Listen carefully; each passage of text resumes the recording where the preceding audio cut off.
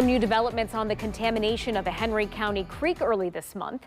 State and local agencies are trying to figure out what caused that large fertilizer spill in Houston Creek.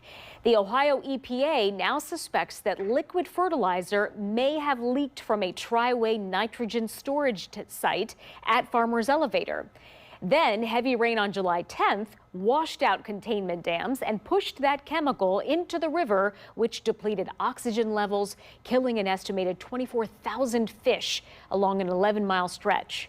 So far, testing shows no contamination in private wells or Napoleon's drinking water. The state ag department has issued a cease and desist on fertilizer storage at that site as this investigation and cleanup continues.